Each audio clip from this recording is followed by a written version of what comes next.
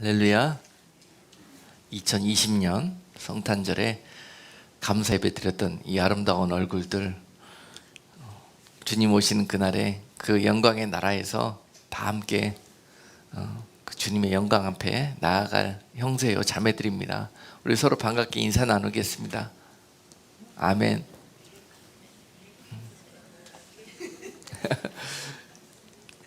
제가 지난주에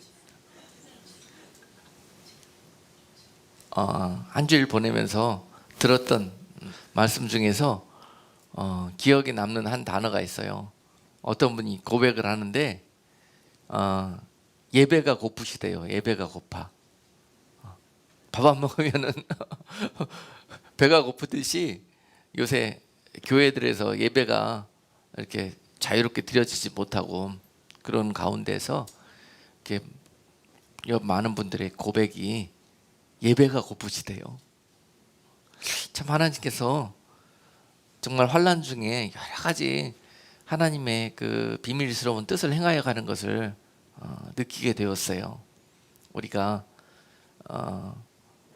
뭐든지 아주 귀한 것일지라도 우리 가까이에서 흔하게 우리가 대할 수 있고 또 쉽게 감사함을 잃어버리기가 쉬운 그런 것들이 많이 있습니다.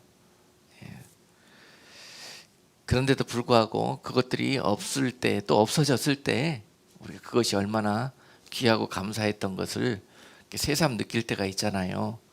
지금 우리가 잃어버린 것도 참 많이 있지만은 그 잃어버리게 하심을 통해서 또 우리가 새롭게 깨닫고 또 새롭게 더 귀하게 이것들을 소유할 수 있고 또 하나님 앞에 영광 돌릴 수 있도록 이런 시간들을 허락했구나라는 것을 생각합니다. 여러분들 동의하십니까? 여러분들 예배가 고프시나요? 네. 그래서 새해부터는 그 대면 예배나 또는 이렇게 현장 예배가 조금 제한 당한다 할지라도 우리가 자유롭게 예배 드릴 수 있도록 이렇게 새로운 이렇게 그 온라인 네트워크 시스템을 조금 이용하려고 합니다. 뭔가 좀 이질적이고 좀 세상적이다 하는 생각도 들지만은요,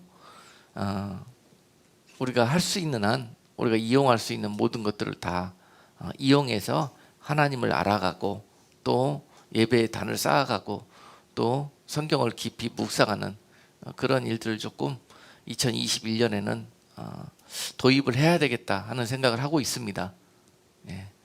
세상의 변화와 추이에 맞춰 가지고 그렇게 거기에 맞는 합당한 그런 믿음의 준비를 해 나가는 것도 옳다 생각이 됩니다. 아멘. 그래서 여러분들한테 공부도 좀 시켜야 되겠고 좀 더 예배의 소중함을 이런 온라인 예배나 이런 성경 공부들의 부족함을 통해서 그동안에 우리가 드렸던 예배가 얼마나 감사한 일이었는지, 얼마나 좋은 환경 속에서 우리가 하나님을 알아갈 수 있는 기회가 있었는데도 불구하고 이런 것들을 소홀히 여기고 경히 여기다가 결국은 지금 이렇게나마 하나님께서 주신 은혜에 얼마나 또 감사한 것인지 이런 것들을 깨달을 수 있을 것 같아요. 그래서 생소하고 좀 낯설지만 여러분들이 새해 제가 인도하시는 대로 그런 온라인 그 예배나 이 교육 시스템을 통해서 할 때 좀 잘 배우고 따라와 주셨으면 고맙겠습니다.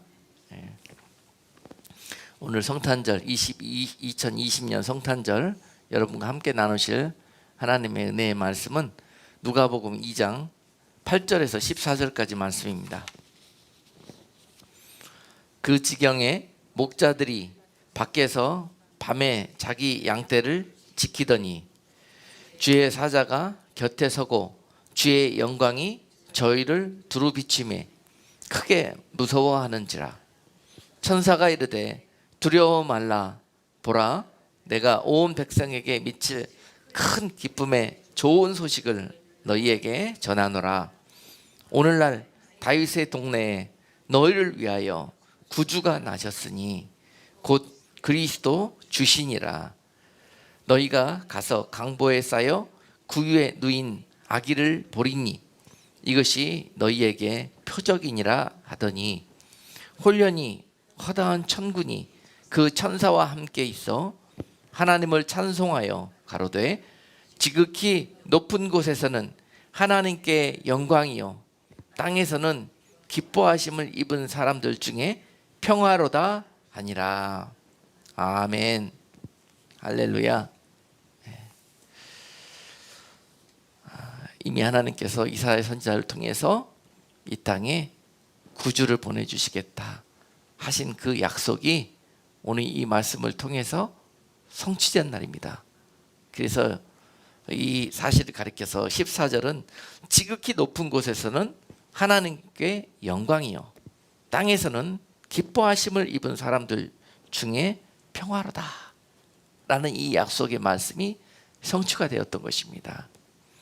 이 죄악된 또 멸망에 빠질 수밖에 없는 세상에 유일한 소망이 있다면 이 땅에 하나님의 약속의 은혜의 말씀이 성취되는 것인데, 그것이 바로 예수 그리스도 우리의 구주가 오심으로 이루어진다고 말씀하셨습니다. 그리고 그 약속대로 오늘 이 땅에 예수 그리스도를 구원의 왕으로 보내주신 그 놀라운 사건이 임하게 되는 날, 하나님은 이것을 영광이라고 말씀하셨고 땅에 이 은혜를 입을 자들에게는 큰 기쁨이라고, 평화라고 말씀하셨어요. 그래서 예수 그리스도를 평화의 왕이라고 말씀하신 것입니다. 그 평화의 왕은 우리를 진정코 참 평안과 영원한 안식 가운데 인도할 왕이기 때문에 평화의 왕이요 평강의 왕이 되는 것이지요. 그 주님께서 이 세상에 오셔서 세상에 많은 이 불편하고 부족하고 어지럽고 또 억압당하고 압제당하는 이런 것들을 풀어주시러 오셨기 때문에 평화의 왕이라고 말씀하셨던 것이 아닙니다. 그런데 세상은 그 예수 그리스도의 오심을 잘못 이해하고 그분의 왕되심을 잘못 이해해서 세상적으로 해석하다 보니까 세상 평화를 그분이 오셔가지고 회복하셔서 이스라엘 유대인 그 유대 백성들이 결국은 로마의 압제나 그들이 세상적으로 겪고 있는 모든 억울함과 힘든 것들을 다 풀어주실 그런 메시아로 그렇게 알고 있었기 때문에 그들은 지금도 그 예수 그리스도를 왕으로 고백하지 못하고 있지 않습니까? 그래서 예수 그리스도께서 이 땅에 오심은 바로 압제와 영적 멸망에 죽을 수밖에 없었던 영혼들을 구원하시러 오신 그런 이유에서 평화와 평강이라고 말씀하시는 것입니다. 우리가 성탄절을 매년 보내고 있습니다. 이스라엘 절기들과 이 기독교의 절기들을 보내면서 우리가 그동안에 많은 이 의미에서 벗어나 가지고 또 인간적으로 세속적으로 이것이 변질되고 잘못 해석하고 있는 부분들이 참 많이 있습니다. 그래서 성탄절 그러면은 이미 여러분들 매년 보내는 어느 한 절기 행사 그것으로 그냥 여기는 분들이 많은데요. 참으로 여러분께 권면드리기를 이 날이 매년 여러분들에게 새로운 그런 하나님의 뜻을 분별하고 이해하는 그런 마치 성탄절을 처음 보내는 아이와 같은 마음으로 대해 주셨으면 그렇게 감사하겠습니다. 그런 마음으로 됐으면 여러분들이 예배했으면 좋겠어요. 참 예수 오래 믿으면서 또 어떤 분들은 모태신앙 나면서부터 그 믿음의 가정에서부터 이렇게 성탄절을 지켜오면서 부작용 중에 하나가 이것을 종교 의식화되어져 있는 그런 절기로 보내고 있다는 아쉬움이 있습니다. 그래서 또 어떤 분들은 뭐 성탄절이 진짜 예수 그리스도가 이 땅에 탄생한 날도 아닌데 이 날을 우리가 굳이 뭐 지켜야 되겠느냐 하고 생각하는 분도 있습니다. 그런데 중요한 것은요, 항상 하나님의 나라는 의미에 있어요. 그 말씀과 또 약속을 주셨던 그런 하나님의 참 뜻, 그 의미에 그 중요한 뜻이 있습니다. 성탄절을 통해서 우리에게 주시는 메시지는 뭔가요? 12월 25일을 마치 우상 섬기듯이 지키고 섬기라고 주신 날이 아니란 말입니다. 그 날에 가장 큰 뜻은 뭐냐면은 너희의 구주, 구원의 왕 예수 그리스도께서 이 땅에 오셨음을 너희가 매년 기억하라는 의미예요. 예? 12월 25일이 중요한 게 아니라 그 날을 우리에게 기억하라는 것입니다. 먼저 첫 번째 성탄절 이번 메시지를 통해서 여러분께 증거하고 싶은 내용은 그런 것입니다. 그래서 오늘 우리가 기억해야 될 그런 사실은 예수 그리스도께서 이 땅에 오신 날이고, 그분은 우리에게 왜 오셔야만 했고 오셔서 무엇을 이루실 것인가, 그런 하나님의 뜻 가운데 이 땅에 그 뜻이 성취된 날, 그 날인 것이에요. 그래서 그 하나님의 뜻은 무엇인가? 요한복음 3장 16절에 보니까요, 예수 그리스도를 이 땅에 보내심은 전적으로 하나님의 은혜였고 그 은혜는 하나님의 사랑으로 표현되셨습니다. 3장 16절은 이렇게 표현하십니다. 하나님이 세상을 이처럼 사랑하사 독생자를 주셨으니 이는 저를 믿는 자마다 멸망치 않고 영생을 얻게 하려 하심이라. 아멘.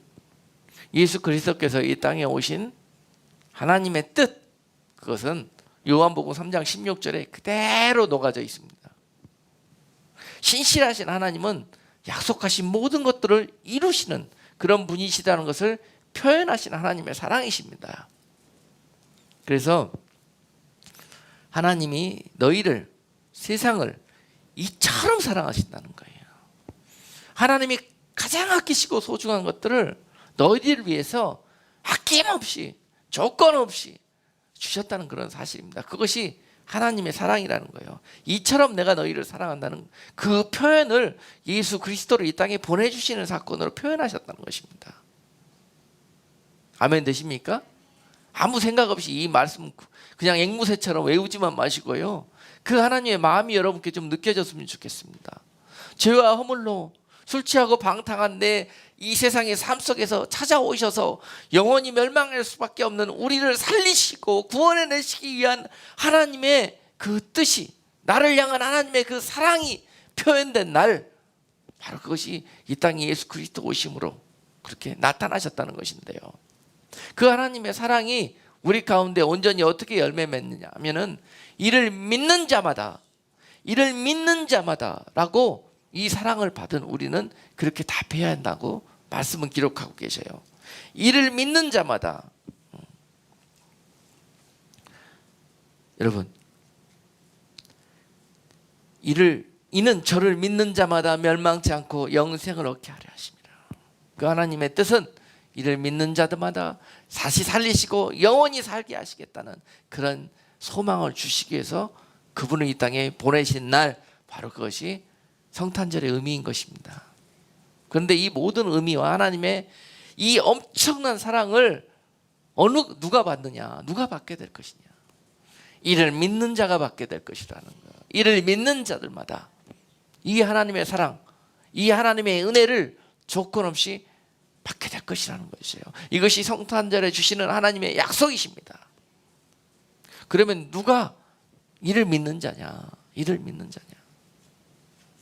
오늘 말씀에서 누가 이 사실을 믿고 하나님의 사랑을 받을 자냐 하는 것들을 본문 속에서 말씀하고 계셔요. 누가?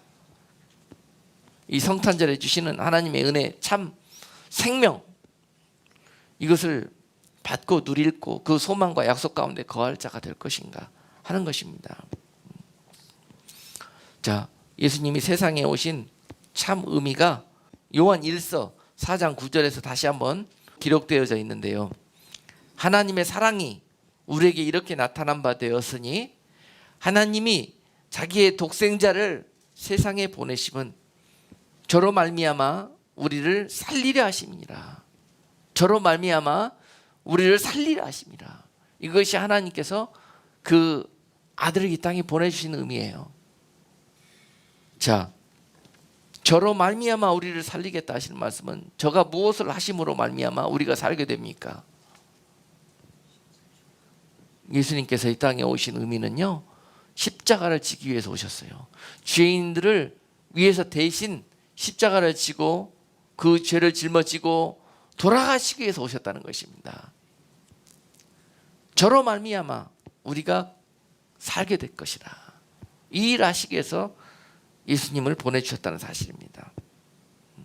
바로 이것이 하나님이 세상을 너희를 이처럼 사랑한다는 그런 증거요 표현인 것입니다.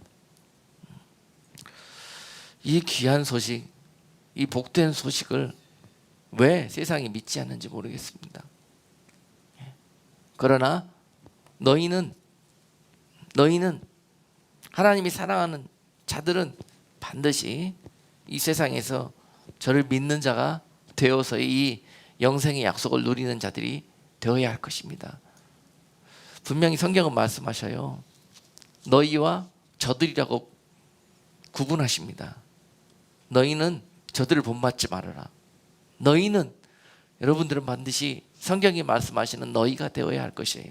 너희.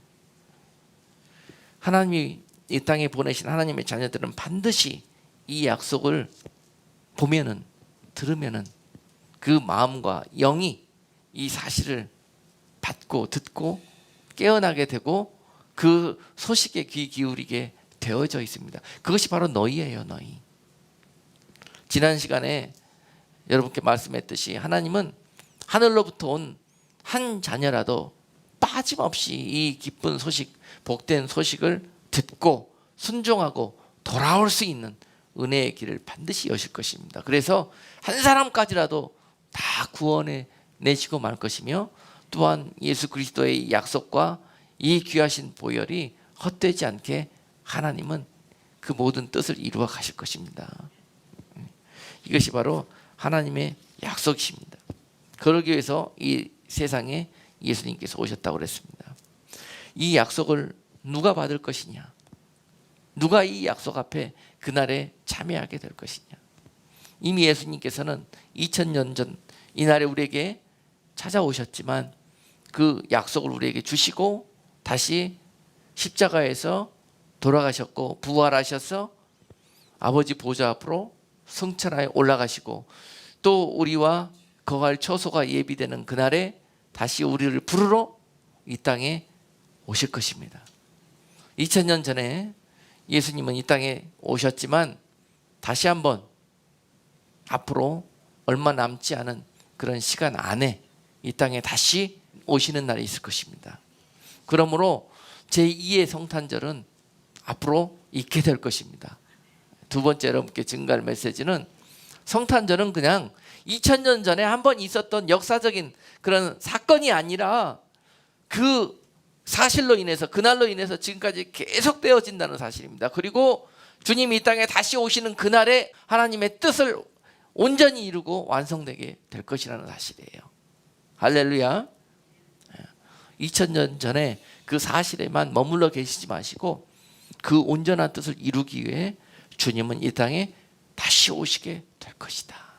그런데 다시 오시는 그날은 2000년 전에 말 구유에서 가난한 모습으로 이 땅에 나셨던 그런 모습이 아니라 앞으로 오실, 다시 오실 우리 주님은 영광의 왕으로 오신다는 사실입니다.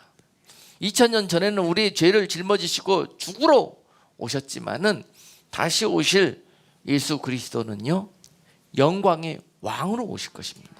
그리고 이 세상의 모든 억압과 압제를 온전히 다 해결하시고 하나님의 온전한 뜻을 이루시기 위해서 찾아오시는데요, 그것이 바로 심판이라는 그런 단어로 성경은 말씀하고 계십니다. 다시 오실 예수 그리스도는 이 땅에 영광의 왕으로 오셔서 이 땅의 모든 죄를 심판하시고, 또한 이 땅에 하나님의 약속의 말씀을 듣고 온전히 그분의 약속을 믿고 주님의 그 복음 안에 있는 자들을 구원해내시고 주님과 함께 영광의 나라를 회복하시기 위해서, 하나님의 나라를 회복하시기 위해서 오신다는 사실입니다. 그래서 다시 한번 우리가 두 번째로 기억해야 될 내용은요, 주님은 다시 오실 것인데 다시 오실 때는 우리의 또 연약함과 죄를 대신 짊어지시고 죽으러 오시는 것이 아니라, 다시 오실 주님은 그 연약함과 죄를 회개하지 못하는 자들을 책망하시고 심판하시기 위해서 오신다는 사실을 우리가 기억하고, 다시 오실 주님을 우리가 영광으로 만나기 위해서 또한 준비된 성도와 신부의 모습으로 기다리는 그러한 자세를 다시 한번 우리가 리마인드하는 시간으로 성탄절마다 우리가 이 날을 기억해야 될 것입니다. 아멘. 그래서 오늘 그런 성도들의 본분과 자세에 대해서 오늘 본문에서 이렇게 8절에서 목자들의 모습을 보면서 우리에게 어떤 주시는 메시지가 있습니다. 오늘 본문에서 주님이 탄생하실 그 즈음에 모든 세상이 다 잠들어 있고 어두워져서 세상에 주님이 오심을 알지도 보지도 기다리고 또 영접하지도 못하고 있었는데, 그 중에 한 무리들이 그 주님이 탄생하시는 것을 알게 되었고 그 탄생하시는 주님을 영접하게 되었다는 사실입니다. 바로 그 무리가 누구냐? 목자들이었어요. 목자들. 그리고 두 번째로 또 한 무리가 그 주님이 탄생하시는 것을 영접하게 되었는데요. 마태복음 2장 11절에서 그 다른 한 무리가 기록되어져 있습니다. 집에 들어가 아기와 그 모친 마리아에 함께 있는 것을 보고 엎드려 아기께 경배하고 보배압을 열어 황금과 유향과 몰약을 예물로 드리니라 라고 기록되어 있어요. 여러분 잘 아시는 동방박사들, 이들이 예수 그리스도가 이 땅에 탄생하셨던 그 순간들을 목격하고 또 그분 앞에 예배하고 경배하며 예물을 드렸다고 기록하고 있습니다. 가장 그 소식을 먼저 들어야 될 그 백성들은 그 소식에 캄캄했고요. 오히려 이방의 동방박사들이 이 소식을 알게 되었다는 사실입니다. 참 아이러니컬한 사실인데요. 그토록 그들이 기다리던 메시아가 세상에 오셨는데도 불구하고 그들은 그 사실을 알지도 영접하지도 못했다는 사실입니다. 여러분, 세 번째로 이 사실을 우리가 주목해야 될 것입니다. 많은 사람들이 지금 다시 예수 그리스도께서 이 땅에 오실 것을 기대하고 소망하고 기다리고 있습니다. 그렇지만 이때와 마찬가지로 정말 준비한다고 하고 기다린다고 하면서 이 날을 손꼽아 기다리던 사람들은 오히려 알지도 못하면서 전혀 엉뚱한 부류의 사람들이 이 날을 영광 중에 보게 될 것이고 영접하게 될 수 있다는 사실을 우리는 경각심을 가져야 될 거예요. 왜 그들이 예수님을 영접하지 못했고 왜 다른 무리들은 영접할 수 있었는지, 오늘요 많은 유대인들이 그토록 멸시하고 구원의 백성들이 아니라고 천대했던 이방인들 중에서 특별히 동방박사들이 왜 예수님의 오심을 알게 되었고 영접하게 되었는가 하는 사실입니다. 그들은요 항상 시세를 분별하고 세상이 어떻게 돌아가는 것을 잘 영육간에 보고 판단하고 있었다는 사실입니다. 당시의 유대인들은요 영적 이 교만함과 매너리즘과 종교주의와 하여튼 여러 가지 율법주의로 찌들려 있어가지고 그들의 신앙과 믿음은 아주 정형화되어 있다는 거예요. 그래서 하나님이 하시는 일들을 사람의 눈과 사람의 어떤 특별한 이 테두리 안에서 해석하고 보고 있었기 때문에 하나님이 하시는 일들을 온전히 볼 수 없다는 사실입니다. 주의해야 될 사실이에요. 우리 믿는 자들 가운데서도요, 자, 다시 우리가 기다리시는 예수 그리스도께서 이 땅에 다시 오시는 날 2000년 전의 유대인들의 모습처럼 우리의 신앙이 예수님을 기다리고 소망한다고 하면서 어떤 정형화된 틀 속에서 갇혀 있었다가는 이들과 같은 동일한 실수를 반복할 수밖에 없게 될 것입니다. 항상 성령 안에서 유연한 이 영적 이 분별이 있어야 되고, 항상 성령이 하시는 일들을 우리가 어떤 테두리 안에서 굳어짐 없이 그것을 볼 수 있고 그것을 들을 수 있는 영적인 눈과 귀가 열려져 있어야 하나님이 하시는 일들을 이해하고 볼 수 있다는 사실입니다. 여러분, 우리 안에 있는 영적인 굳어짐이나 어떤 이 정형화되어져 있는 우리의 고정관념들까지도요, 성령 안에서 부서져야 돼요. 그러지 않았다가는 옛날 유대인들의 그 모습이 바로 우리들의 모습이 될 수 있다는 사실입니다.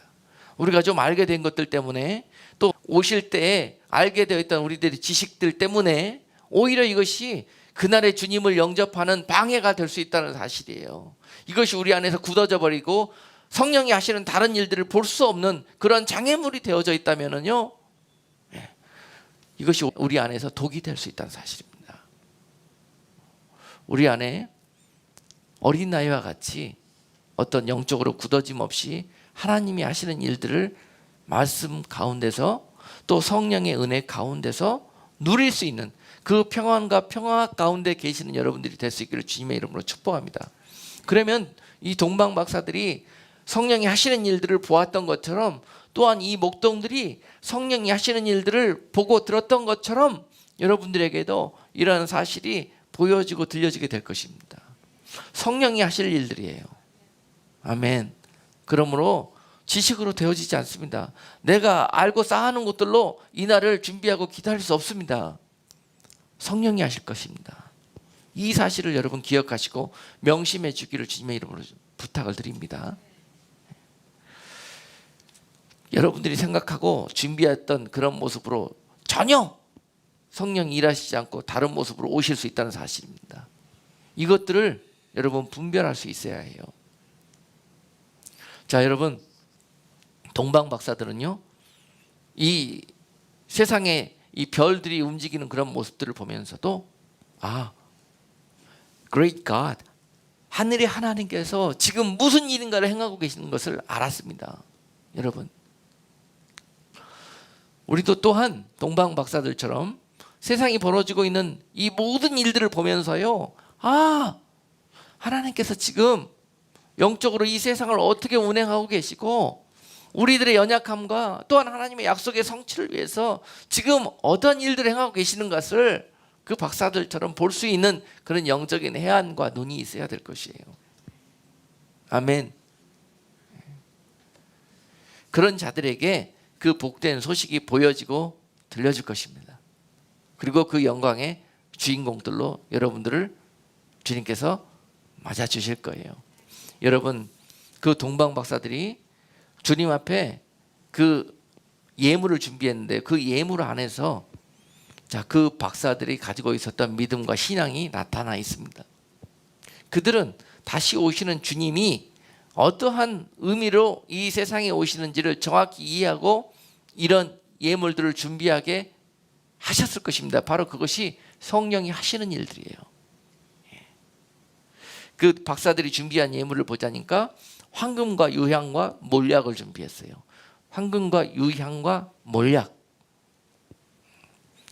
다른 많은 예물을 준비할 수 있겠으나 왜 이것을 준비했겠습니까? 이 안에 이 탄생하신 예수님의 사역과 이 세상에 보내어지신 의미가 그대로 나타나 있습니다.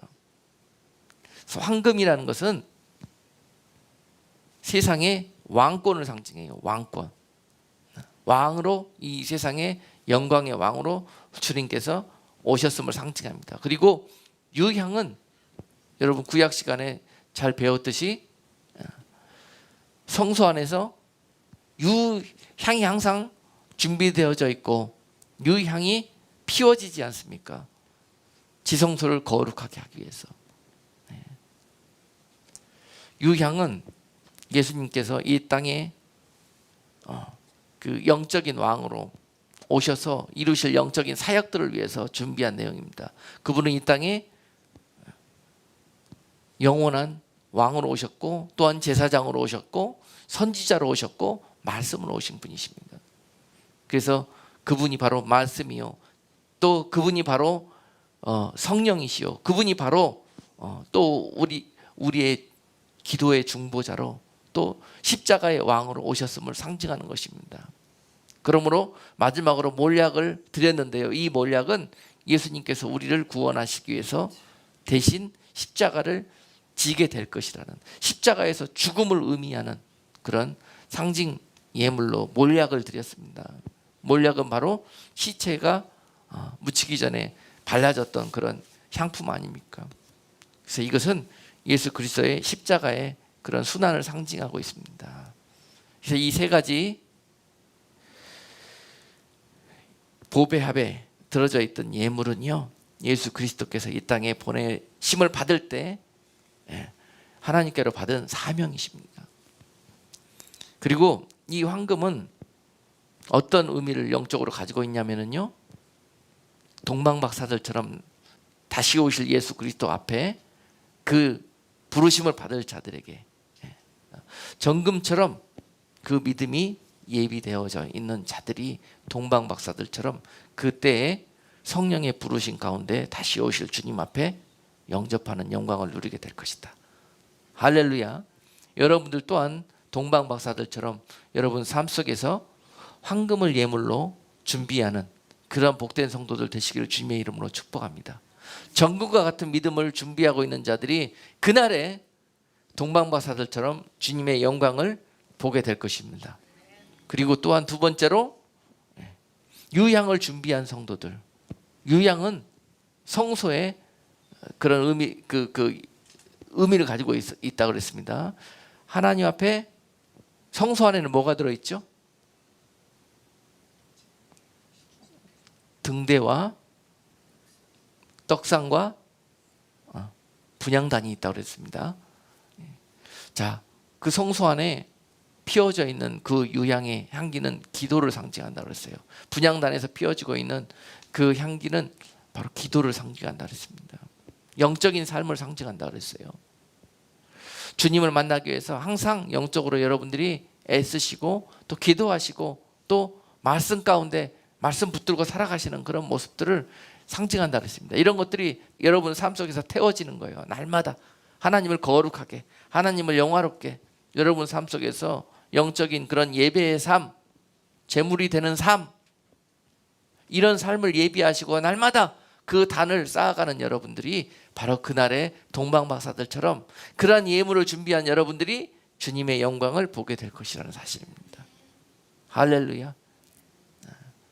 항상 깨어서 성령으로 충만하여서 기도하고 말씀 가운데 믿음으로 살아가는 자들이 그날의 그 영광을 보겠다는 그러한 약속이 이 예물 안에 또한 들어가 있는 것입니다.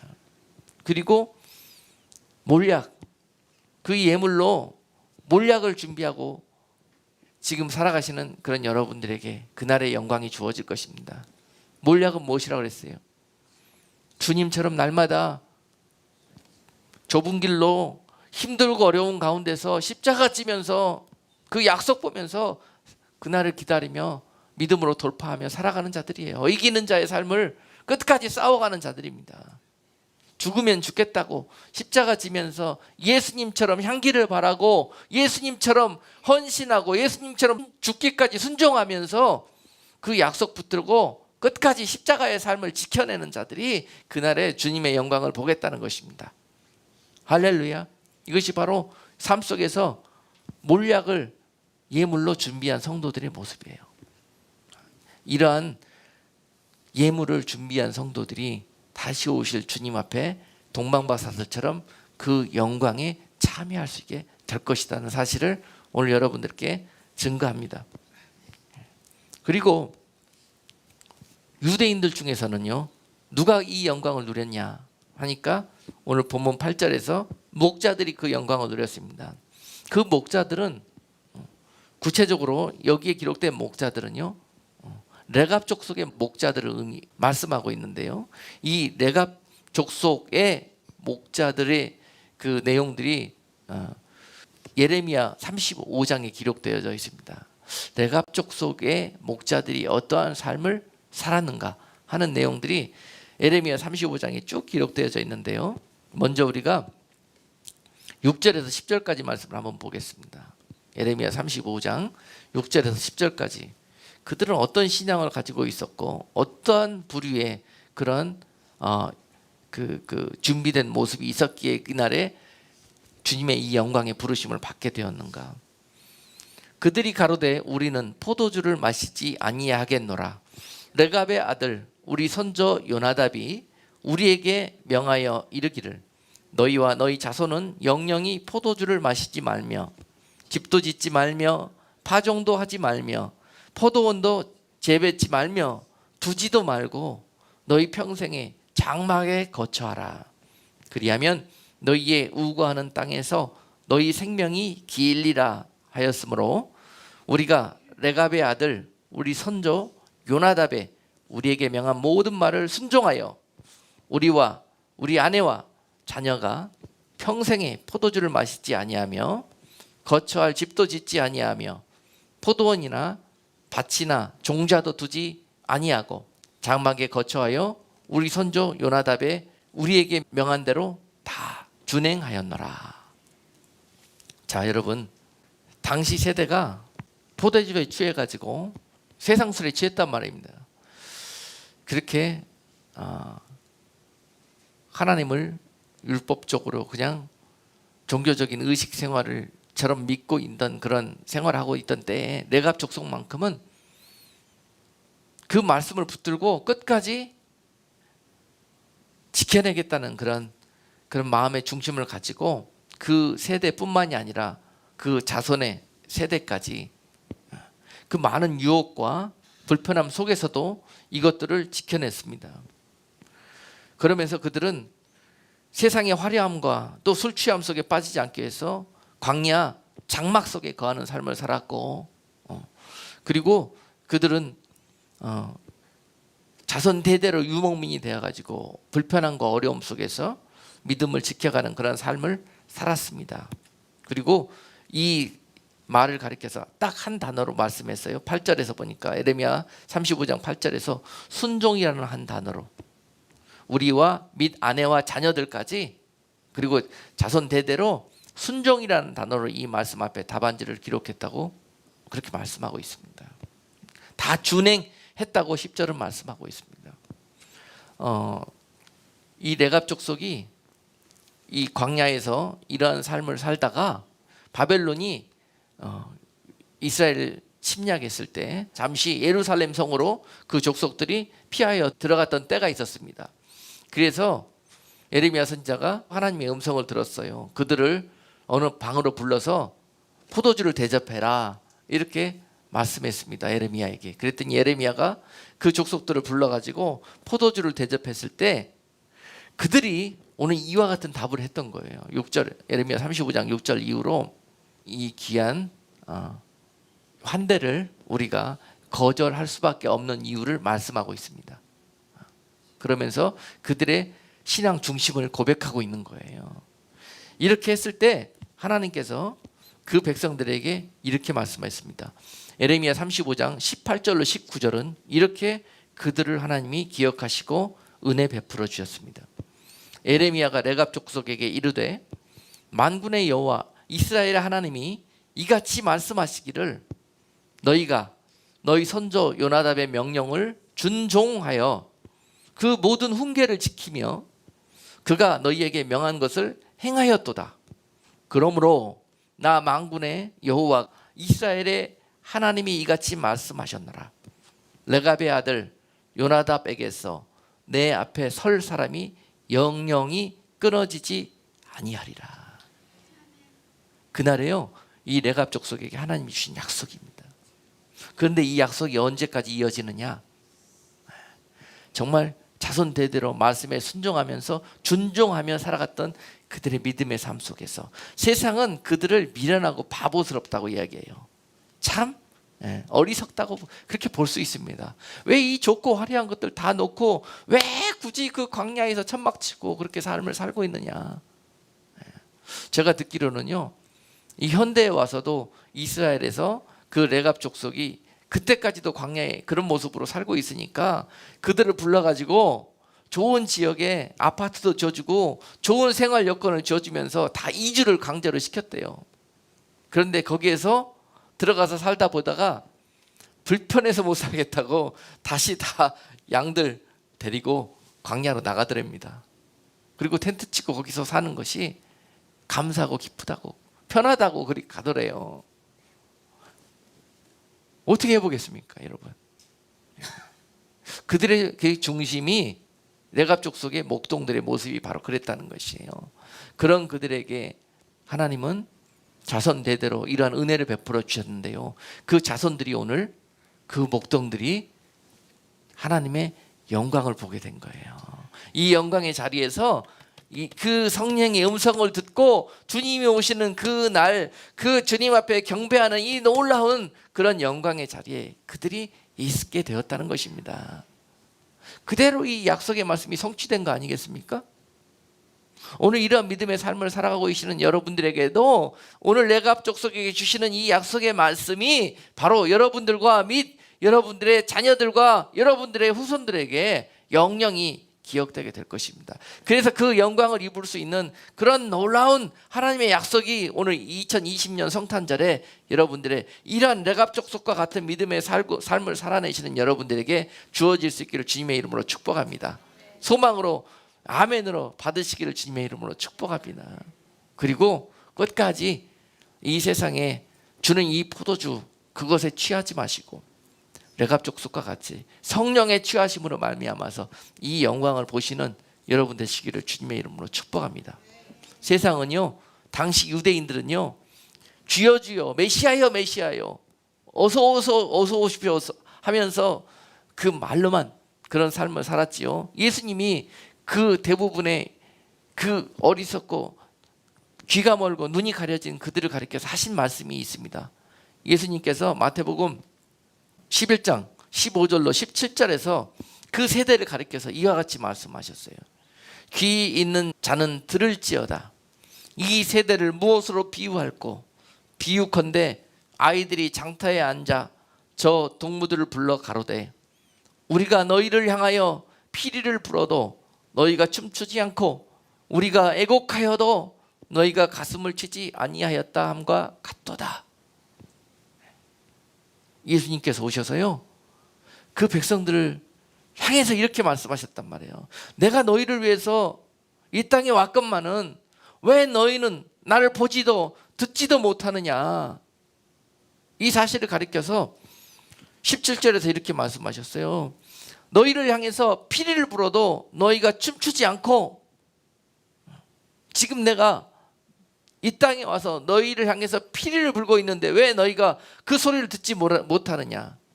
너희가 결혼식 날에 흥겹게 울려 퍼지는 피리 소리에는 반응하여서 춤을 추고 기뻐하고 잔치를 벌리면서 왜 내가 너희에게 와서 지금 말씀으로 피리를 불고 있는데 왜 이 소리는 듣지를 못하느냐, 이것입니다. 너희가 결혼식에 있는 피리는 들으면서 왜 장차 나와 함께 있게 될 이 결혼식, 영적인 주님과의 혼인잔치를 말씀하고 있는 거 아니겠습니까? 장차 이 결혼이 예비되어서 내가 왔는데 장차 있을 영적인 이 혼인잔치는 보지 못하고 춤을 추지 않느냐는 거예요. 이 땅에 하나님의 약속이 성취되어서 메시아가 왔는데도 너희는 왜 춤을 추지 않느냐는 거예요. 오늘 이 세대에게도 또한 주님께서 성령으로 이 말씀을 하고 계십니다. 이 세대가 주님이 다시 오실 때가 되어서 피리가 울려 퍼지고 복음이 울려 퍼지고 나팔이 울려 퍼지는데도 불구하고 왜 이 소리를 듣지 못하느냐. 주님의 혼인잔치가 예비되었는데 왜 너희가 기뻐하지 못하느냐 하는 말씀으로 오늘 이 성탄절에 성령의 음성이 들려지기를 주님의 이름으로 축복합니다. 우리는 그 소리가 들림으로 인해서 기뻐하는 세대가 되어야 할 거예요. 이 소망이 여러분들의 모든 삶에 그렇게 믿음으로 나타나기를 주님의 이름으로 축복합니다. 네, 세상이 어렵다 힘들다 하지 마시고 주님, 오실 주님이 가까웠다는 이 소식이 들려져서 넉넉히 이 세상을 믿음으로 이겨낼 수 있는 이런 능력의 말씀이 될 수 있기를 주님의 이름으로 축복합니다. 당시에 주님은 그 세대를 가리켜서요, 내가 애곡하여도 너희가 가슴을 치지 아니한다고 그랬습니다. 이것은 장례식을 의미하고 있는 거예요. 곡하는 것은 장례식이에요. 너희가 장례식에서 들리는 곡소리를 들으면은 아이고 저 집 초상 났구나, 다 죽게 되었구나, 아이고 이렇게 알고 있으면서 너희들이 이 소리를 듣고 반응하지 않는다면은 너희 또한 저들처럼 애곡하는 날이 있을 거라는 것입니다. 애곡하는 날이 너희에게 다가왔는데도 불구하고 왜 깨어나지 못하느냐. 너희가 저들처럼 죽게 되었는데도 불구하고 너희가 왜 경계치 못하느냐 하는 이 말씀을 주님이 하시는 거예요. 그 날이 가까웠다는 거예요. 이분이 직접 오셔서 사람들에게 주인들에게 이 말씀을 하고 계시는 겁니다. 내가 가까웠다. 이미 너희 곁에 있노라. 그 결혼식이 예비되었고 그 장례식이 예비되었는데도 불구하고 죽을 날이 얼마 안 남았는데 너희가 왜 회개하지 않느냐는 거예요. 왜 돌아서지 않느냐는 것입니다. 바로 이 말씀을 주님께서 그 세대에게 하고 계시는 거예요. 오늘 또한 이 세대를 살고 있는 우리에게도 주님이 성령으로 이와 같이 말씀하고 계십니다. 너희가 장례식에 들어가기를 원하느냐 아니면 혼인잔치에 들어가기를 원하느냐. 주님이 다시 한번 우리에게 성령으로 이 깨우침을 오늘 이 2020년 성탄절을 통해서 다시 리마인드하게 하시면서 우리는 그날에 그 주님의 영광을 그 목동들처럼 그와 같은 삶으로 믿음으로 준비하여서 그 영광 속에 참여하는 거룩한 신부들, 그런 교회들이 되기를 원해야 할 것입니다.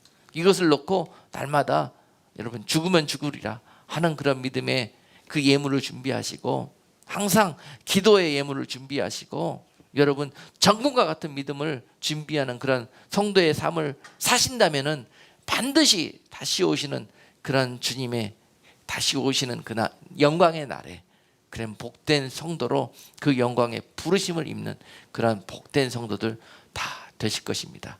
오늘 성탄절을 맞이해서 이 소망의 메시지를 여러분들에게 다시 한번 증거하고 그날까지 이 약속의 말씀을 기억하시면서 오직 주님만이 나의 모든 것 되심을 레갑족속처럼 고백하면서 끝까지 세상에 취하지 않고 예수님의 말씀과 성령에 취하여서 이 영광에 참여하는 자들 되기를 원합니다. 오늘 결단하시는 여러분 모두가 되시기를 주님의 이름으로 축복하겠습니다. 기도하겠습니다. 하나님 아버지, 세상은 성탄절을 이미 오해하여서 많은 세상의 일들로 세상의 날들로 사용하고 있지만 오늘 다시 한번 하나님께서 이처럼 우리를 사랑하시사 복된 소망의 말씀을 주셨고 오늘 또한 성령으로 저희에게 은혜를 베푸심으로 다시 오실 주님의 영광 앞에 참여하는 모든 자들 될 수 있기를 예수 그리스도의 이름으로 간절히 기도드리옵나이다. 아멘.